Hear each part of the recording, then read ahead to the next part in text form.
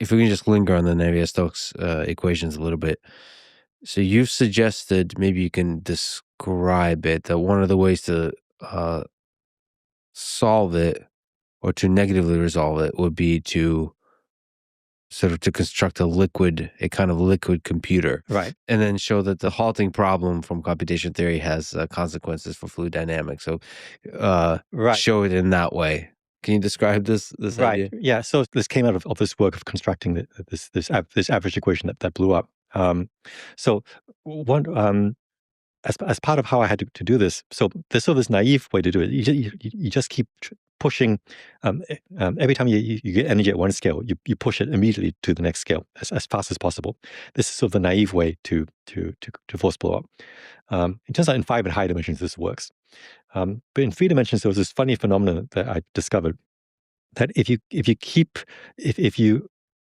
change the laws of physics, you just always keep trying to push the energy into smaller and smaller scales. What happens is that the energy starts getting spread out into many scales at once. So you have energy at one scale, you're pushing it into the next scale, and then as soon as it enters that scale, you also push it to the next scale, but there's still some energy left over from the previous scale. You're trying to do everything at once. And this spreads out the energy too much. And then it turns out that it makes it vulnerable for viscosity to come in and actually just damp out everything. So, so it turns out this directed push doesn't actually work. There was a separate paper by some other authors that actually showed this in 3 dimensions. So what I needed was to program a delay. So kind of like airlocks. I needed an equation which would start with a fluid doing something at one scale. It would push its energy into the next scale, but it would stay there until all the energy from the larger scale got transferred. And only after you pushed all the energy in, then you sort of open the next gate, and then you push that in as well. So by doing that, the energy inches forward scale by scale in such a way that it's always localized at one scale at a time, and then it can resist the effects of viscosity because it's not dispersed.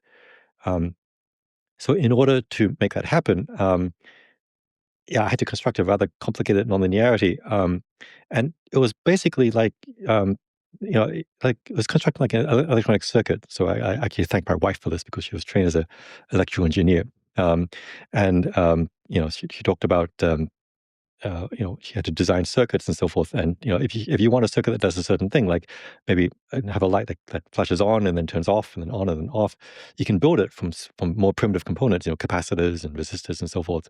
And you have to build a diagram, and and these diagrams you can sort of follow it with your eyeballs and say, oh yeah, the current will build up here and then it will stop and then it will do that. So I knew how to build the analog of basic electronic components, like resistors and capacitors and so forth, and I would stack them together in such a way that I would create something that would open one gate, and then there'll be a clock and then once the clock hits a certain threshold, it would close it. It's kind of a Rube Goldberg type machine, but described mathematically. And this ended up working. So what I realized is that if you could pull the same thing off for the actual equations, so if the equations of water supported computation, so like if you can imagine kind of a steampunk, but it's really water punk type of thing where, so modern computers are electronic. They're powered by electrons passing through very tiny wires and interacting with other electrons and so forth. But instead of electrons, you can imagine these pulses of water moving at a certain velocity, and maybe there are 2 different configurations corresponding to a bit being up or down.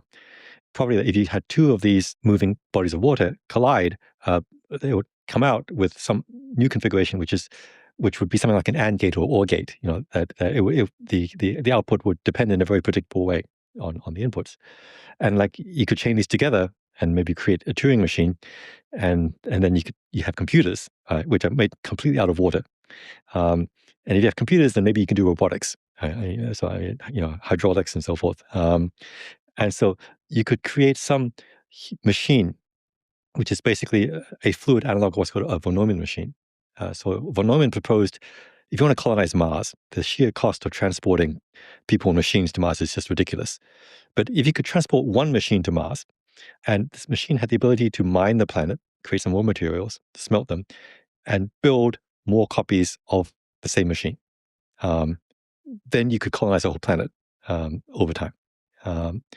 So if you could build a fluid machine, which Yeah, so it's a fluid robot. Okay, and what it would do, its purpose in life, it's programmed so that it would create a smaller version of itself in some sort of cold state. It wouldn't start just yet. Once it's ready, the big robot configuration of water would transfer all its energy into the smaller configuration and then power down. Okay, and then clean itself up, and then what's left is this newer state, which would then turn on and do the same thing but smaller and faster. And then the equation has a certain scaling symmetry. Once you do that, it can just keep iterating. So this, in principle, would create a blow-up for the actual Navier-Stokes. And this is what I managed to accomplish for this average Navier-Stokes. So it provided this sort of roadmap to solve the problem. Now, this is a pipe dream because there are so many things that are missing for this to actually be a reality. I can't create these basic logic gates. I don't have these special configurations of water. I mean, there's candidates. There's things called vortex rings that might possibly work, um, but also, analog computing is really nasty compared to digital computing. I mean, because there's always errors. You have to do a lot of error correction along the way. I don't know how to completely power down the big machine so that it doesn't interfere with the running of the smaller machine. But everything in principle can happen. Like, it doesn't contradict any of the laws of physics. So it's sort of evidence that this thing is possible. There are other groups who are now pursuing ways to make Navier-Stokes blow up, which are nowhere near as ridiculously complicated as this. They actually are pursuing much closer to the direct self-similar model, which can it doesn't quite work as is, but there could be some simpler scheme than what I just described to make this work. There is a real leap of genius here to go from Navier-Stokes to this Turing machine. So it goes from what the self-similar blob scenario that you're trying to get the smaller and smaller blob Mhm. to now having a liquid Turing machine that gets smaller Right. and smaller and smaller, and somehow seeing how that could be used to say something about a blow up. I mean, that's a big leap. So there's precedent. I mean, so the thing about mathematics is that it's really good at spotting connections between what you might think of as completely different problems. But if the mathematical form is the same, you can draw a connection. Um, so there's a lot of work previously on what is called cellular automata. The most famous of which is Conway's game of life. There's this infinite discrete grid, and at any given time, the grid is either occupied by a cell or it's empty. And there's a very simple rule that tells you how these cells evolve. So sometimes cells live, and sometimes they die. And there's, when I was a student, it was a very popular screensaver to actually just have these animations go on, and they look very chaotic. In fact, they look a little bit like turbulent flow sometimes. But at some point, people discovered more and more interesting structures within this game of life. So, for example, they discovered this thing called a glider. So a glider is a very tiny configuration of like 4 or 5 cells, which evolves and it just moves at a certain direction. And that's like this vortex rings. So this is an analogy. The game of life is kind of like a discrete equation, and the fluid Navier-Stokes is a continuous equation, but mathematically they have some similar features. Um, so over time, people discovered more and more interesting things that you could build within the game of life. The game of life is a very simple system. It only has like 3 or 4 rules to do it, but you can design all kinds of interesting configurations inside it. There's something called a glider gun that does nothing but spit out gliders one at a time. And then after a lot of effort, people managed to create AND gates and OR gates for gliders. Like, there's this massive, ridiculous structure, which if you have a stream of gliders coming in here and a stream of gliders coming in here, then you may produce a stream of gliders coming out. Maybe if both of the streams have gliders, then there'll be an output stream. But if only one of them does, then nothing comes out. Mm-hmm. So they could build something like that. And once you could build and these basic gates, then just from software engineering, you can build almost anything. You can build a Turing machine. I mean, it's like an enormous steampunk type things. They look ridiculous.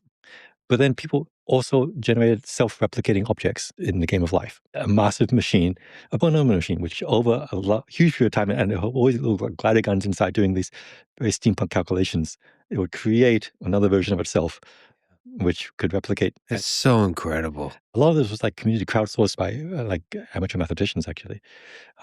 So I knew about that work, and so that is part of what inspired me to propose the same thing with Navier-Stokes. Which is a much, as I said, analog is much worse than digital. Like it's going to be, you can't just directly take the constructions from the game of life and plunk them in. But again, it shows it's possible.